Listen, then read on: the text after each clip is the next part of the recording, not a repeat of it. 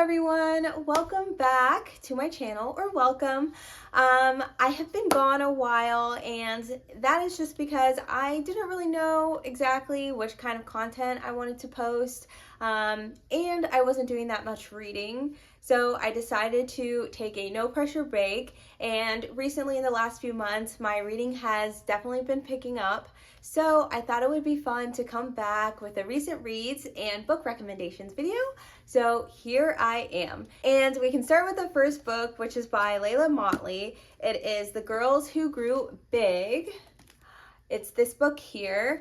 Layla, she's the author of Nightcrawler, or Nightcrawling, which I know a lot of people read, but personally I did enjoy it. So quickly, I can go ahead and read the synopsis. Adela Woods is 16 years old and pregnant. When her parents discover her secret, they banish her from prep school and her elite swim team in Indiana and send her to her grandmother's home in Padua Beach, Florida. In Florida, Adela's best friends, Emery, who brings her newborn to high school, determined to graduate despite the odds, Simone, mother of 4-year-old twins, who weighs her options when she finds herself pregnant again, and the rest of the girls, a group of young moms who raise their growing brood in the back of Simone's red truck. Swept into a world that upends the rules she has always known, Adela flirts with an older man, tests the bonds between the girls, and seeks an answer to a question she is only just beginning to ask. What kind of mother will she be? Told through 3 young mothers' voices, The Girls Who Grew Big depicts the shifting sands of these friends' secrets and betrayals, and confirms Layla Motley's promise by offering an explosive new perspective on what it means to be a young woman. So basically, as the synopsis describes, The Girls Who Grew Big is a novel about teen moms and younger moms, and it is told through 3 perspectives, Simone, Emery, and Adela. And basically it's kind of basically told in 3 parts, trimester 1, trimester 2, and trimester 3.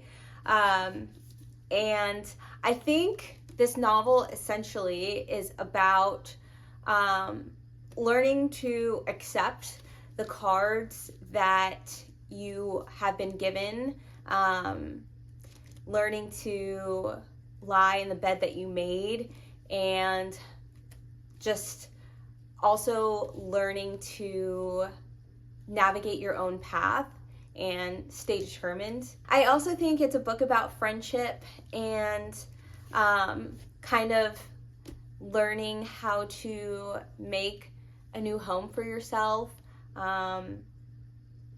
relationships with parents, and stuff like that. It's told in 3 perspectives, Simone, Emery, and Adela. So Simone is the one who, I believe, she opens the novel, and she's basically giving birth in the back of a pickup truck with her boyfriend.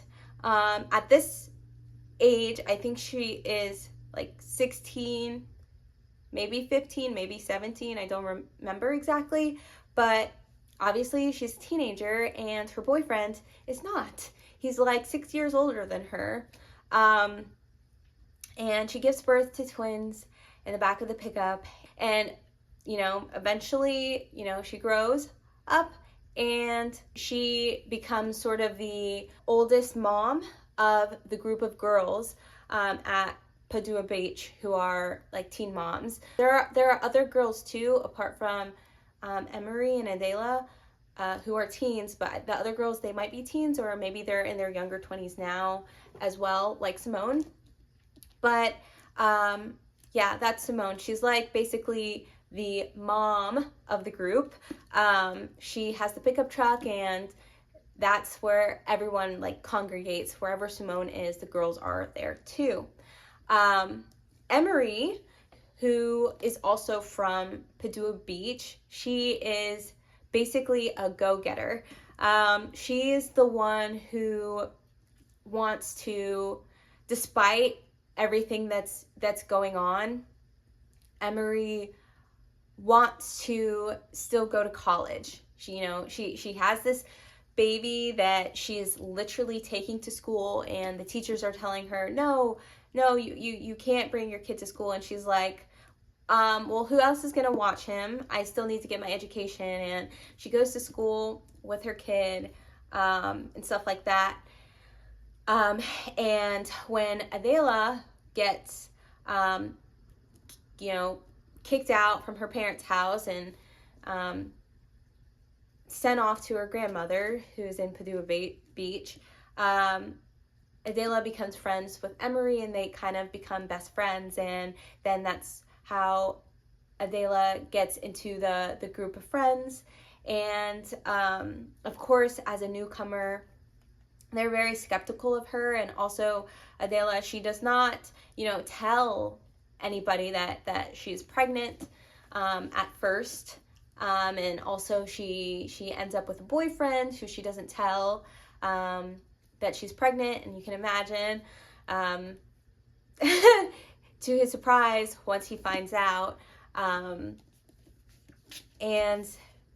yeah, those are basically the characters. And I think this is a very, very interesting, like, the book has just such a, like, I feel like it's not exactly like a slice of life, but again, it's just about the characters. It's very character driven with bits of plot throughout.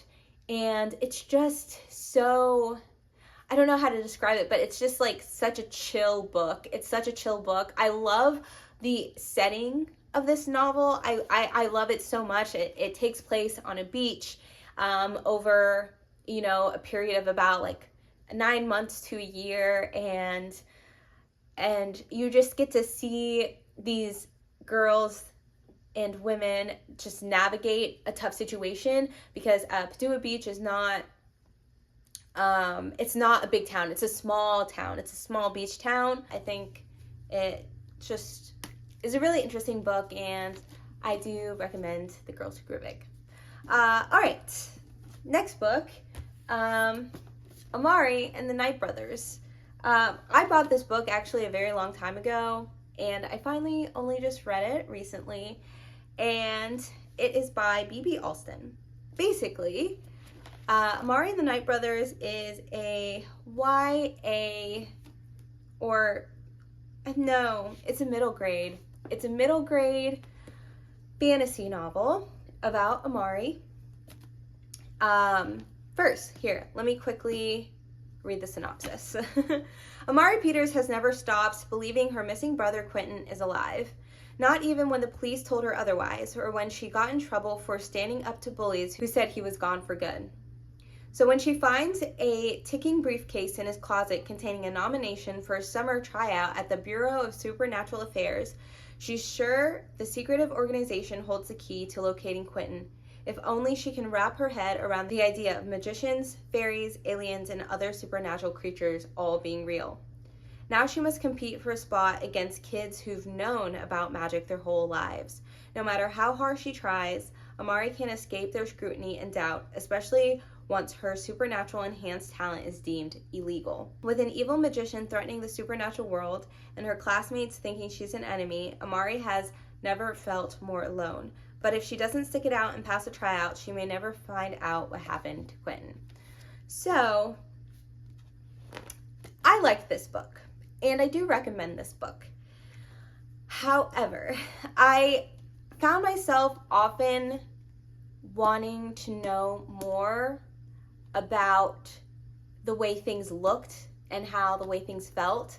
I feel like we are introduced into this supernatural, magical world, but we don't get a lot of descriptions of how magical it is and how magical feeling it is and how magical it looks. Like, we get a little bit, but I feel like there could have been a lot more. But Amari and the Night Brothers, obviously, it's about Amari who ends up in the supernatural world, which is sort of different than the magician world, which honestly was also hard for me to grasp. I feel, I'm not sure that it was explained very well, or maybe I just wasn't very focused.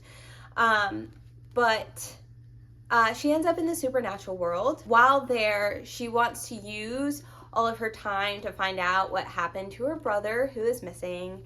And in that time, she makes friends, she gets bullied, and it's just basically about her overcoming obstacles to prove that she does belong in this world, especially as a magician, and magicians are illegal in the supernatural world. So she has to prove that she's not evil, and that she deserves her place, and she deserves to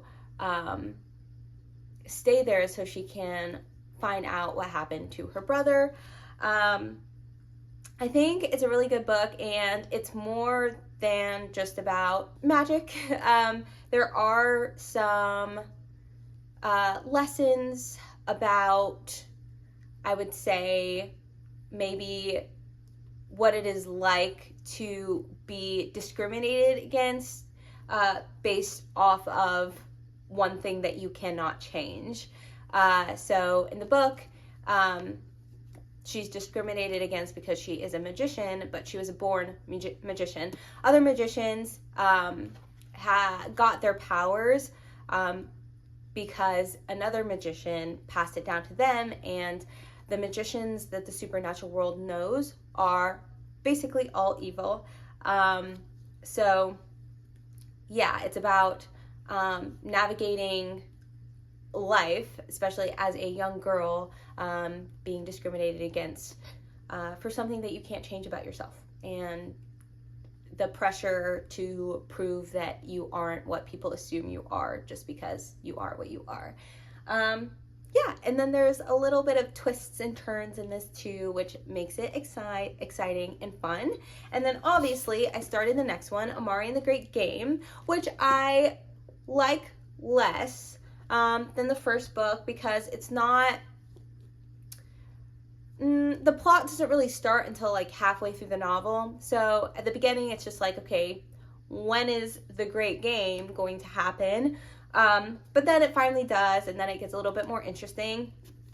And then I also have a little bit of trouble with the writing because the writing is a little bit more explainy than descriptive, which I dislike. I really like a book that's more, show than tell. So I think this was more tell than show, but it was still really good. And I'm going to continue to the third one, which I just picked up today. I'm going to start Amari and the Despicable Wonders. But before I get back to that, I should let you know that this book, basically The Great Game, is well, maybe I shouldn't tell you because maybe it just gives away the first book. So read the first book and then you can understand what this is about, and then understand what this is about. All right, so another recent read is, I'm not sure how to pronounce this, and I should have looked that up before I started filming, but too bad. I'm pretty sure it's Gio, or maybe it's Gio or Gaio. I'm not sure. But this manga by Junji Ito basically is about, it's about a stench. There's a stench in the air, and our main characters cannot escape it. And then it turns out that the stench is coming from these fish, and the fish are coming out of the ocean and just stinking up the whole entire town. And our main character, she's already got a sensitive nose, so this makes it really, really difficult for her. And our, secondary main character, her boyfriend, is trying to calm her down through everything. It's really bad for him, but just not as bad as it is for her. It literally is driving her insane and to act like a crazy person, and he is just trying to keep her calm through it all. But then the fish keep coming out of the ocean, and they can't escape the smell. And then a lot of interesting things happen that I don't want to tell you, otherwise it'll give away the story and the interest of it. The images are great. The drawings are great. They are horrific and very interesting. And yeah, I do recommend this manga by Junji Ito. And then I also, in October, finished Tomie. This I had been reading for a very, very long time. It's big. Not that it takes forever. I just, like I said, I have not been reading a lot lately. Tomie is about a woman who cannot be killed. And if you do kill her, she ends up multiplying. And basically, I feel like it's just like a collection of short stories involving Tomie, the woman who cannot be killed and multiplies instead. And she basically drives men to fall in love with her immediately, and then they love her so much that they get this urge to, kill her. So in a way, I feel like she wants to multiply, and that's the way she can get that to happen. And it's basically, as I said, a whole bunch of short narratives going on with her. And yeah, it's pretty cool. I definitely would recommend this as well. And then the other one, Uzumaki, I read that a while ago, years ago, which I have, and I also do recommend that as well. I think that's my favorite of the three, but that's not recent, so I didn't include it in this video, but it's good as well. And then lastly, well, maybe not lastly, we can talk about my current reads. I'm currently reading, I think, 2 books, and maybe now 3, because I'm about to start this one. This one, The Summer I Turned Pretty by Jenny Han. I started this because I was watching the show, and I got obsessed with the show, so I was like, I want to read the novel as well, or the novels, but it started out well, and then I was just kind of like, I am not enjoying it that much, just because I don't like a lot of flashbacks, and this has a lot of flashbacks. And then additionally, our main character, she's a bit, I don't know, Belly is a little annoying, a little more annoying in the novel than she is in the show, personally. But I did borrow it from the library, and I think I'm gonna try to finish this one, via audio, maybe, and then see about the other 2 books in the summer. See if I can finish them then. But overall, it's not bad. It's really decent. And then also on audio, I'm reading by Dorothy Brown, maybe? I think. I will put it on the screen, the author and the novel. Not novel, this is a nonfiction book.